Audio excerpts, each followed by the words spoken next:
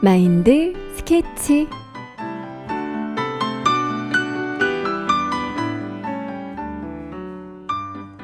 알아볼 수 없는 낙서 같은 아이의 끄적임도 엄마에게는 소중한 아이와의 추억이 됩니다. 똑같은 그림이라도 피카소의 그림은 수백억 원의 가치가 있지만 똑같이 따라 그린 다른 사람의 작품은 아무런 가치가 없는 위작이 되고 말죠. 그림의 가치는 그 그림을 그린 화가에 달려있듯이 우리 삶의 가치는 우리 삶을 디자인하는 마인드에 달려있습니다. 어떤 인생도 아름답게 만드는 마인드. 마인드 스케치에서 함께 그려보시죠. 안녕하세요. 마인드 스케치 이승희입니다.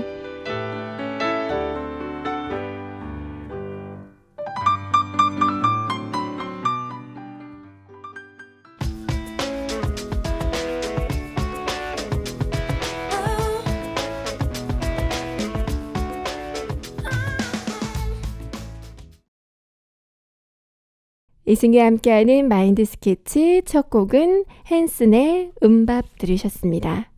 친구 같은 마인드 스케치와 오늘도 행복한 시간 만들어 가보시죠. 네, 1부 시간 마인드 테라피입니다. 여러분이 보내주신 사연으로 우리들의 일상과 고민을 나누는 시간, 또 마인드 강연을 들으면서 함께 소통하는 시간입니다.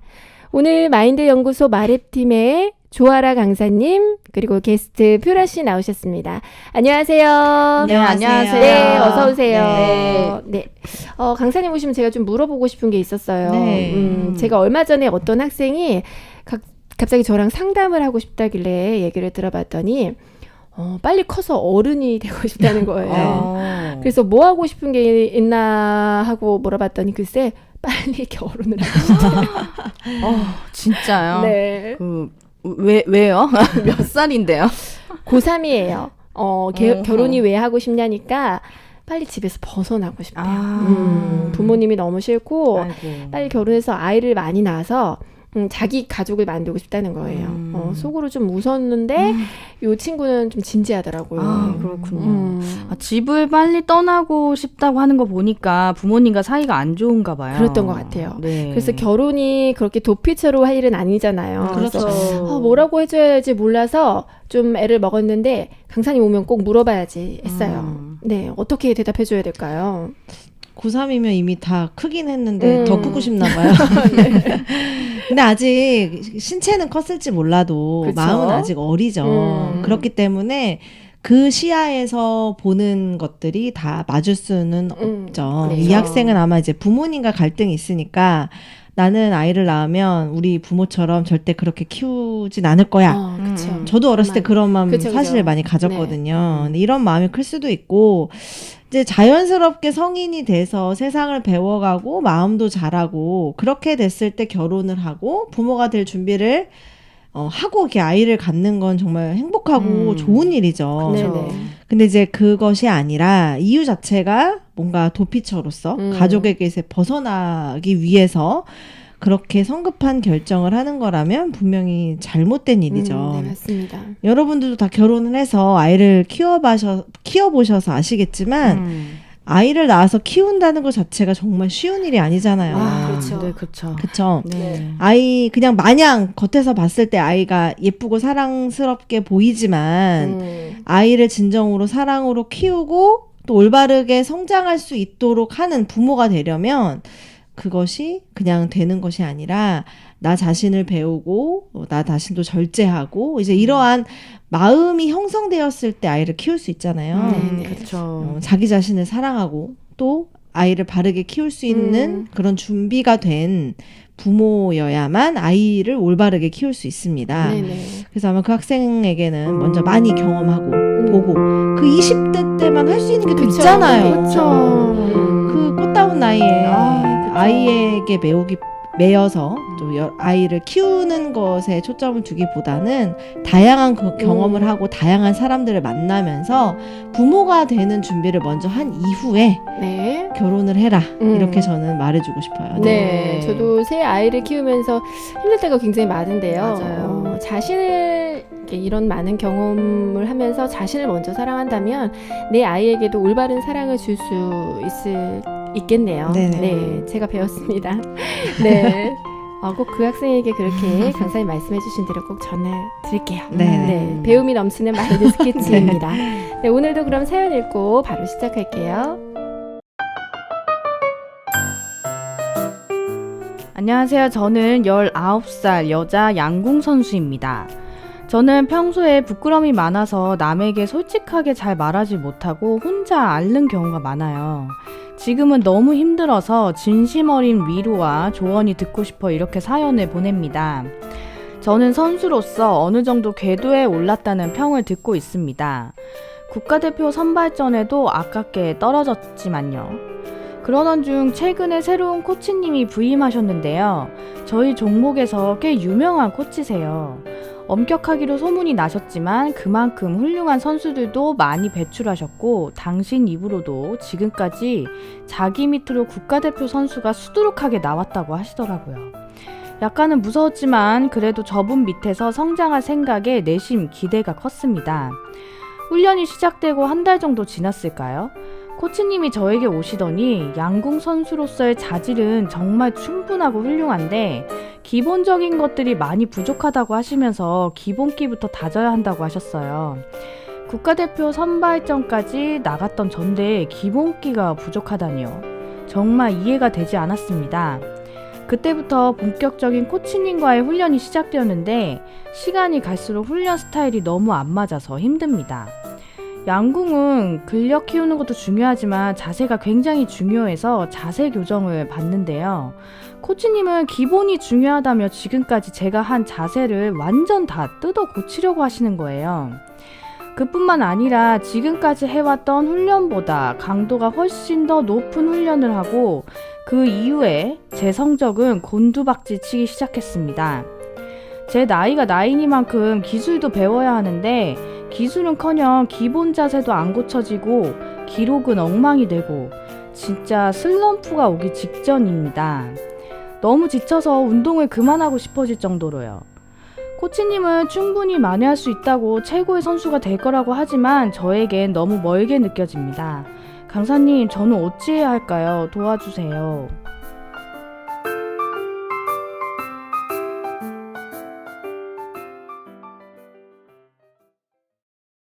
네, 양궁하는 친구군요. 네. 이 더운 여름날 훈련하기 너무 힘들겠어요. 네, 날씨도 힘든데 거기다 고민까지 꽤 무겁겠네요. 네. 그런데 이 친구에게 너무나 중요한 시기 같아요. 네, 이 시기를 잘 넘긴다면 인생의 터닝 포인트가 될 정도의 기회이지 않을까요? 맞아요. 그랬으면 네. 좋겠어요. 그럼 이 기회를 잘 소화할 방법을 우리 마인드 스케치에서 알려드리겠습니다. 강사님 도와주세요. 네. 오늘은 비머네스크라는 주제로 이야기를 함께 나눠보겠습니다.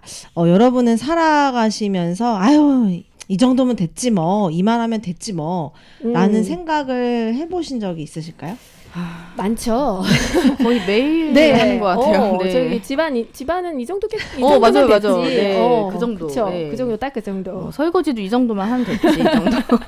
네. 보통 사람들은 자신이 어느 정도 목표에 다다르거나 스스로 생각하기에 최선을 다했다고 생각하면 그 이상 발전을 하려는 노력을 제한하곤 합니다. 난 할 수 있을 만큼 최선을 다했어. 여기까지 한 것도 대단한 거야. 라고 하면서 말이죠. 네. 그런데 분명한 사실은 그러한 생각들 중에서 진짜는 없다는 겁니다. 왜냐하면 우리는 대부분 매일 우리에게 익숙한 기존의 방식대로 생각하고 살아가고 있다는 거죠. 사연을 주신 분도 나는 어느 정도 운동을 해. 나는 국가대표 선발전도 나갔어. 이만하면 난 잘하고 있는 거야. 라는 생각을 은연중에 하고 계시는 것 같아요. 그렇게 생각하시다 보니 더 발전할 수 있는 다른 부분들을 생각하지 못하고 계신 거죠. 나는 내가 어떻게 하면 운동을 잘할 수 있는지 알고 있어. 라는 확신을 갖게 되면 결국은 매일 똑같은 방식으로만 훈련을 하게 되는 거죠. 자기가 가진 생각이 참 무섭네요. 그러게요. 그래도 운동을 1, 2년 한 게 아닌데 어느 정도 틀이 잡힌 거 아닐까요? 그렇죠. 네, 제가 보기엔 감독님이 그 시간을 너무 다 무시하고 강행하시는 것 같기도 하거든요. 네. 그런가요? 네, 물론 한편으로는 그렇게 생각하실 수도 있을 것 같아요. 하지만 코치의 입장에서는 좀 다르게 보일 수도 있습니다. 좀 이렇게 사람과 비교하기에는 좀 어색하진 이렇게 좀 어울리진 않지만 네. 좀 쉽게 설명하기 위해서 제가 말로 예를 들어서 설명해 보도록 할게요. 그래서 말은 하는 말이 아니라 동물 말을 말씀하는 거예요. 네. 달리는 말. 네, 네. 실제 말은 굉장히 왕방울만한 눈을 가지고 있어서 겁이 아주 많다고 해요. 그리고 사람과 다르게 말의 눈은 가까운 것과 먼 곳을 동시에 볼 수 있는 넓은 시야를 가지고 있어서 일부러 눈 가리개를 달아서 앞만 보고 달리게 합니다. 근데 이렇게 넓은 시야를 가진 말이 그 원래 가지고 있는 겁이 많은 성품을 그대로 준 채 경기에 출전하게 되면 이 말이 좋은 성적을 거둘 수 있을까요? 어려울 것 같아요. 겁도 많은데 이렇게 시야까지 넓어지면 막 옆에서 막 달려오잖아요. 네. 무서울 것 같은데. 네. 근데 어떤 기술을 만나느냐에 따라서 결과가 굉장히 달라질 것 같아요. 네, 그렇죠. 훈련된 말은 자기가 판단한 대로 경기에 참가하는 것이 아니라 기수가 훈련한 대로 뛰어넘고 달립니다. 말과 기수가 한 몸이 돼야 되죠. 말은 자기 생각이나 판단을 버리고 오로지 기수가 어떻게 이끄는지에 따라서 가야만 좋은 결과를 얻을 수 있습니다. 아마 이 코치님은 굉장히 많은 선수들을 만났고 훈련시켜 왔으며 어떻게 훈련했을 때 가장 좋은 성적을 내는지 아주 잘 아시는 전문가 분이신 것 같아요. 근데 그 코치님의 훈련 방식이 나와 맞지 않는다고 중도에 포기하는 것은 아직 이르다는 거죠. 네. 그동안 내가 훈련해왔던 방식이 아니더라도 더 높은 기량을 위해서는 새롭게 배워야 할 것들이 분명히 있을 겁니다. 그런데 이제 이미 알고 있는 익숙한 방식으로만 하면 되기 때문에 이 선수가 더 높은 수준으로 성장하지 못하고 있었던 거죠. 그럼 코치님의 훈련 방법이 잘못된 게 아닐까요? 성적이 점점 떨어지고 있다고 하잖아요. 네. 네, 자신이 안다고 생각하는 것, 지금 눈에 보이는 현상에 따라서 무조건적인 믿음을 갖는 것은 위험합니다. 왜냐하면 내가 생각하는 모든 것이 항상 올바른 것은 아니기 때문이죠. 이 생각은 저마다에게 주어진 한계를 뛰어넘을 때, 다시 말하면 기존의 내 생각의 관습을 깨트리고 새로운 세상을 향해서 도전할 때 얻어질 결과에 너무나도 큰 영향을 미칩니다. 아, 그렇군요. 이렇게 더 높은 단계의 성장을 위해서 이게 기존의 것들, 내가 알고 믿고 있는 것들을 한 번쯤은 버릴 수 있어야 된다. 이런 뜻을 말씀하신 거죠? 아, 예, 맞습니다. 네. 여러분 2002년 한일 월드컵 기억하시죠? 아, 네, 잊을 수 네, 없죠. 잊을 수 네, 없죠. 그렇죠. 네. 그 당시 이제 대부분 사람들이 한국 축구가 고질적으로 가지고 있는 문제점은 기술이라고 생각을 했습니다. 근데 이제 그때 2002년 월드컵을 앞두고 이제 히딩크 감독이 새로운 감독으로 이제 부임을 하게 되죠. 근데 히딩크 감독은 한국 사람들, 그러니까 한국의 축구 전문가들이 전혀 생각지 못한 다른 부분의 문제점을 짚었는데요. 그는 한국 축구의 기술력은 훌륭하다. 하지만 한국 축구는 체력과 정신력에 심각한 문제가 있다. 라고 지적을 했습니다. 근데 우리나라 사람 하면 정신력일 텐데요. 한국 사람 네. 네. 부상투혼 이런 거 자주 보잖아요. 네, 그쵸. 네. 근데 하지만 히딩크 감독은 한국 선수들에 대해서 도대체 왜 한국 선수들은 왜 공만 잡으면 그토록 흥분하고 어린 선수들이 나이 많은 선수들을 두려워하는가? 왜 위계 질서에 의해서 배운 대로만 플레이하는가? 설사 실패를 하더라도 배운 대로 하겠다는 생각을 버려라 라고 이야기를 했습니다. 또 그가 지적한 또 다른 약점인 체력을 보완하기 위해서 본인이 원하는 수준만큼 아주 강도 높은 체력 훈련을 진행했습니다. 그래서 선수들한테 니네 지금이라도 힘들면 포기해라. 대신 포기하면 월드컵 출전은 불가하다. 라고 선언했을 만큼 공포의 체력 훈련이었다고 했어요. 그 당시 이러한 그의 훈련법은 국내에서 엄청난 욕을 먹었습니다.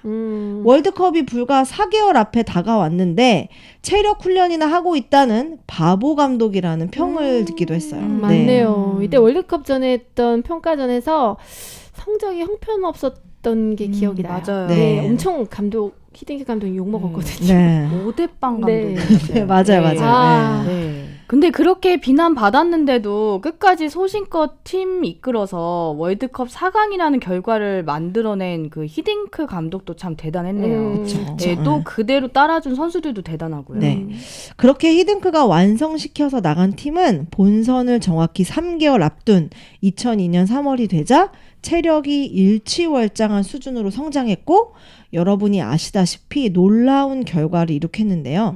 만약 기존의 방법대로 기존의 훈련대로 한국 선수들이 훈련했다면 이러한 결과를 얻을 수 있었을까요? 어려웠겠죠. 그쵸. 그렇겠죠. 우리 선수들은 기술이 부족해 라고 하면서 기술 훈련만 했다면 결코 월드컵 4강이라는 결과를 얻을 수 없었을 거예요. 사연을 보내주신 분도 이 부분을 정확하게 인지하셨으면 좋겠습니다. 네, 근데 그래도 이제 성적이 떨어지잖아요. 네. 이제 눈에 보이니까 많이 불안한 것 같은데 이 부분은 어떻게 극복하면 좋을까요? 이제 사연을 보내주신 분이 코치님의 지도를 받으면서 불안하지만 한켠에 어쩌면 혹시 만약 내가 더 좋은 성적을 거둘지도 몰라 라는 생각이 계속 따라붙도록 한번 시도를 해보셔야 되는 생각을 거예요. 좀 네. 바꿔야겠네요. 그렇게 하지 않으면 어쩌면 혹시 만약 일어날 수 있는 그러한 일은 절대 일어나지 않습니다. 그렇네요. 그리고 무엇보다 코치님은 사연을 보내주신 분의 재능을 발견하셨잖아요. 그렇죠. 어? 훌륭한 선수라고 했잖아요. 그렇죠. 네. 본인의 재능을 발견하시고 그 재능을 끌어주시는 그 코치님을 향한 믿음이 무엇보다 중요할 것 같아요. 네. 그 아까 강연 제목이 비머네스크라고 하셨는데 그 말씀을 한 번도 안 해주셔서 그 뜻이 너무 네, 궁금하거든요. 그게 뭔가요? 네. 네, 도대체 무슨 뜻인가요? 바로 이 타이밍에 이야기하려고 했어요. 또 계획된 계획이 있으셨군요. 네, 그쵸. 네. 궁금해야 이제 듣고 싶어지잖아요. 이 말 맞습니다. 언제 하나. 맞아요. 네.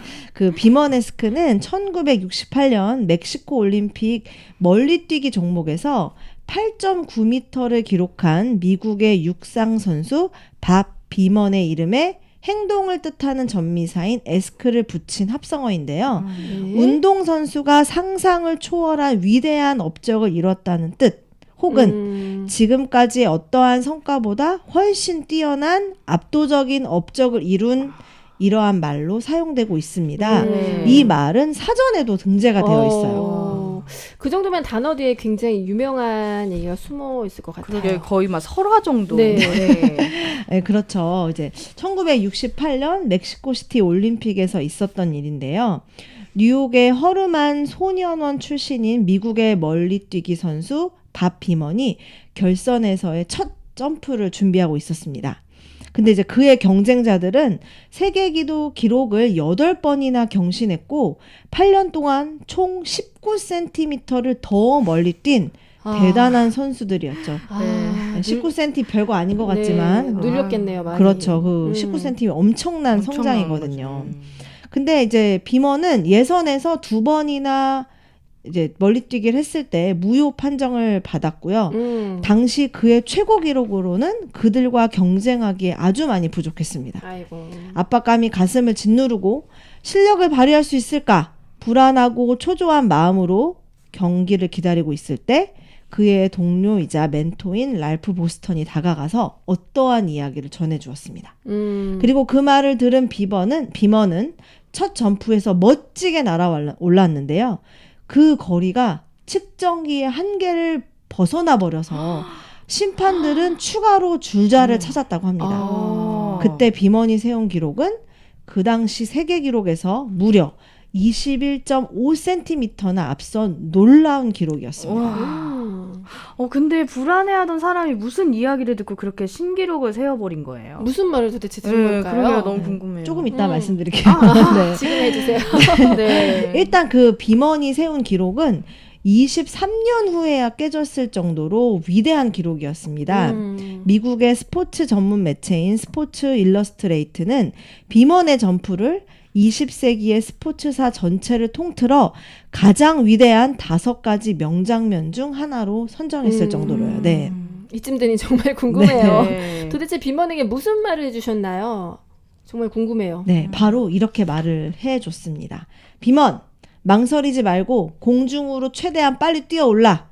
지금 너의 다리는 어느 때보다 강이네. 지금 이 순간 너의 몸은 깃털처럼 가벼워. 네 마음에는 날개가 있어. 그것을 이용해서 힘껏 날라고. 와, 거의 주문 주문 수준인데. 수준이네요, 진짜. 뭐 최면. 네. 네. 정말 없던 힘도 생기겠어요. 네. 네. 비만 속에 그러니까 많이 망설였잖아요. 네. 뭐 최고의 선수들 앞에서 주눅 들었을 것 같은데 그런 비먼이 자신의 속에 있는 재능을 마구마구 끌어주는 마법 같은 네, 말이었을 것 맞아요. 같아요. 그렇죠. 네. 물론 그 당시 비먼의 기록이 멕시코시티의 높은 고도 때문에 생긴 우연의 일치라고 폄하하는 사람들도 많았습니다. 아, 그래요. 하지만 그날 그 장소에서 그와 같은 결과를 낸 사람은 아무도 없었죠. 그렇죠. 예선 탈락의 위기에서 불안감과 초조함이 엄습하는 그 자리에서 동료의 그 말 한마디, 동료의 코칭은 네. 그의 속에 잠자고 있던 잠재력을 일깨워 주었습니다. 사연을 보내주신 분도 지금 굉장히 불안하고 초조함이 많을 거라고 생각합니다. 하지만 바닥으로 내려간 것처럼 느껴지는 그 순간이 비먼처럼 도약할 수 있는 기회입니다. 코치님이 말씀하셨잖아요. 최고의 선수라고. 지금까지는 훌륭한 선수였지만 이제는 최고의 선수가 될 순간이 곧 올 거라고 믿으세요. 네네. 내 생각의 틀을 깨주고 더 높은 수준으로 이끌어줄 코치님을 믿고 함께 가보세요. 그러면 사연 주신 분의 비머네스크가 만들어질 겁니다. 네. 청취자분들도 기존의 내 생각의 틀을 깨주고 내 속에 잠재력을 이끌어줄 멘토나 코치가 있으신가요? 있으시다면 여러분의 삶에도 비머네스크가 찾아올 거라고 확신합니다. 네. 여러분의 인생에서 압도적인 성과를 이룬 그 순간 멈추지 않고 더 높은 곳으로 성장하고 발전하시기를 바라면서요. 제 강연은 여기서 마치겠습니다. 감사합니다. 네, 감사합니다. 네. 네, 감사합니다. 훌륭한 우리 사연을 보내준 친구. 네. 그 코치님이 훌륭하다고 말씀해 주셨는데 본인이 가지고 있는 그 기술에서는 훌륭한 선수만 될 수 있지만 본인 것을 버리고 코치님이 지시하는 훈련 방법으로 따라간다면 정말 강사님 말씀해 주신 최고의 선수가 되지 않을까 하는 네. 생각이 듭니다. 맞아요. 예. 그래서 오늘 강연 몇 번이나 우리 다시 듣기가 가능하잖아요. 그쵸. 네, 그렇죠. 그래서 정말 비모네스크를 한번 우리 친구가 이뤄냈으면 좋겠습니다. 네, 너무나 오늘 훌륭한 강연 감사드리고요. 유라 씨는 오늘 강연 어떻게 들으셨나요? 네, 히딩크 감독의 얘기에 이어서 진짜 비머네스크 말씀하실 때 진짜 소름이 너무 돋는데 너무 감동적이었습니다. 네. 네, 그래서 저한테도 굉장히 감동적인 그런 강연이었고 오늘 사연 주신 분도 오늘 강연이 터닝 포인트가 될 거라 이제 확신합니다. 네, 꼭 힘내시고요. 네. 네, 국가대표 선수가 되시길 꼭 바라겠습니다. 네, 감사합니다. 강연을 들으신 모든 청취자 여러분들도 어떤 일을 하시든 어떤 것을 달성을 위해서 달려가시든 오늘 강사님 말씀해 주신 비모네스크를 각 분야에서 한번 만들어 보시기 바랍니다. 멈추지 않고 더 높은 곳으로 성장하는 여러분들을 응원할게요. 네, 오늘 강사님 짧게 우리 한 달 동안 나와주셨는데 또 마지막이라고요. 네. 또 이제 본업으로 우리 돌아가셔야겠네요. 네, 본업으로. 네, 한 달 동안 함께 해주시면서 어떠셨나요? 저도 이렇게 강연을 또 저도 이제 강의안을 쓰고 이렇게 청취자분들의 사연을 또 잘 생각하면서 네. 그분들의 고민을 해결해 줄 수 있다. 또는 그분들의 듣는 분들의 그 마음을 이렇게 긍정적인 방향으로 이렇게 만들어줄 수 있다라는 일을 함께 하고 있다는 것에 대해서 참 감사하고 보람되게 느껴졌고요. 다음에 또 기회가 됐을 때 또 불러주시면 감사하겠습니다. 네, 네. 감사합니다. 우리 감사합니다. 긍정 강사님, 조아라 강사님 네. 오시면 스튜디오가 환해지잖아요. 네, 또 만나 뵙길 바랍니다. 예. 네, 아쉽지만 두 분 보내드릴게요. 예, 네. 감사합니다. 네, 안녕히 계세요. 저는 노래 듣고 입으로 찾아올게요. 김유정이 부릅니다. 행복합니다.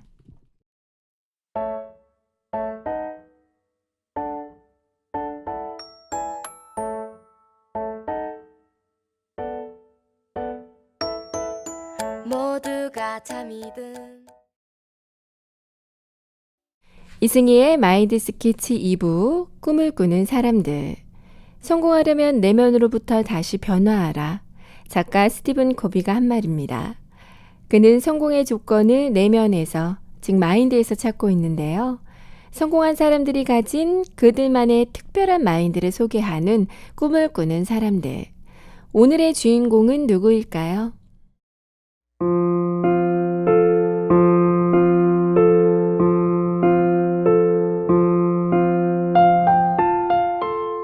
어떤 사람은 너무 큰 꿈은 실패하고 좌절할 수 있으니 적당히 꿈을 꾸라고 말합니다. 그런데 사실 실현 가능한 꿈만 꾸라는 말은 꿈을 꾸지 말라는 것과 같죠. 꿈이란 자신의 인생을 걸고 진정으로 하고 싶은 것인데 당장의 능력으로만 실현 가능한 꿈이란 있을 수 없습니다. 그리고 세상에 불가능한 꿈이란 없습니다. 그것을 몸소 보여준 사람이 바로 캐나다 총리 장 크레디앙입니다. 그는 40년의 정치 생활 동안 총리직 3번, 장관직은 10번을 역임하며 국민들의 열렬한 지지를 받은 정치인입니다. 2003년 12월 스스로 총리직에서 물러나면서 정계 은퇴 선언을 했고 그 후 변호사 및 상담 활동을 하고 있습니다. 화려한 정치 생활을 했지만 그는 요즘 말로 표현하면 흙수저였습니다. 19남매 중 18번째로 태어난 그는 가난하고 힘든 유년 시절을 보냈죠. 성인이 됐을 때 살아남은 형제는 단 8명 뿐이었는데요. 장 크레디앙 본인 또한 선천적인 얼굴 근육 마비 장애가 있었지만 제대로 치료받지 못해서 그 후유증으로 오른쪽 귀는 듣지 못했고 말투 또한 어눌했습니다. 입이 삐뚤어져 있어서 그가 말하면 사람들이 알아듣지 못했고 그 때문에 사람들의 눈초리도 곱지 않았습니다. 장애로 인한 놀림과 괴롭힘은 항상 그를 따라다녔습니다. 하지만 어린 크레디앙은 주눅들지 않았어요. 말을 하기 위해 노력하고 또 노력하며 주위 사람들의 시선에는 개의치 않았습니다. 그리고 정치인이라는 꿈을 꾸었습니다. 그것도 가장 높은 총리. 주변에서는 우려 섞인 반응을 했지만 그것에도 신경 쓰지 않았습니다. 노력을 기울여서 이전보다 말을 잘하게 된 크레디앙. 보통 사람들에 비하면 여전히 어눌했지만 그저 자신의 꿈을 이루기 위해 전진할 뿐이었습니다. 그리고 1963년 그의 나이 29살에 보란듯이 국회의원에 당선됩니다. 그 후 재무, 산업, 통상 등의 장관을 10번 역임하는 동안 정치인으로서 그의 삶도 순탄하지만은 않았습니다. 1993년 총리 선거에 출마한 그를 향해 반대 후보 측은 이게 총리의 얼굴입니까? 라는 인신공격적인 광고를 내기도 했거든요. 한 번은 그가 선거 유세를 다닐 때의 일입니다. 여러분, 저는 언어장애를 가지고 있습니다. 그 때문에 오랜 시간 고통을 당하기도 했습니다. 하지만 지금은 제가 가진 언어장애 때문에 제 생각과 의지를 전부 전하지 못할까봐 고통스럽습니다. 인내심을 가지고 저의 말에 귀 기울여 주십시오. 저의 어눌한 발음이 아니라 그 속에 담긴 저의 생각과 의지를 들어주셨으면 합니다. 최선을 다해 마음을 전달하는 그에게 반대파의 누군가가 소리쳤습니다. 하지만 한 나라를 대표하는 총리에게 언어장애가 있다는 것은 치명적인 결점입니다. 크레디앙은 어눌하지만 단호한 목소리로 말했습니다. 나는 말은 잘 못하지만 거짓말은 안 합니다. 자신의 고통을 솔직히 이야기하는 장 크레디앙을 국민들은 지지했고 총리의 자리를 승낙했습니다. 그리고 1993년 캐나다 제20대 총리로 취임한 그는 방만했던 정보기관들의 과감히 칼을 들이닫고 침체에 빠져있던 국가 경제를 개혁했습니다. 진정성이 있는 개혁은 경제 체질 개선으로 이어졌고 일자리가 늘면서 생활의 질이 좋아진 국민들은 그를 더 지지했습니다.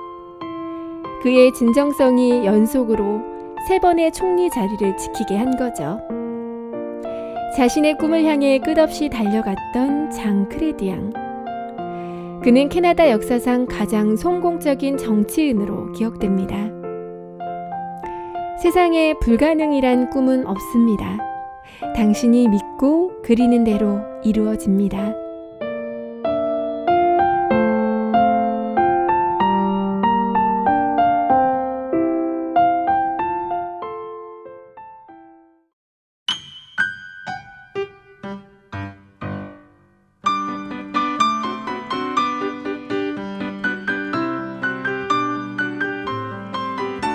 요즘은 낯선 길을 가더라도 겁낼 필요가 전혀 없습니다. 내비게이션이 있기 때문이죠. 하지만 내비게이션이 정확한 길을 잘 알려주어도 그 내비게이션을 볼 줄 모른다면 왔던 길을 되돌아가고 헤매게 되겠죠.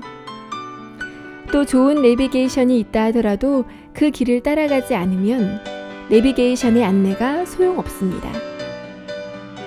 우리 삶에도 안전하게 갈 수 있는 지름길을 안내해 주어도 그 인도를 받을 마음이 없거나 받을 수 있는 마음이 없다면 우리는 헤매고 어려움을 겪게 되겠죠.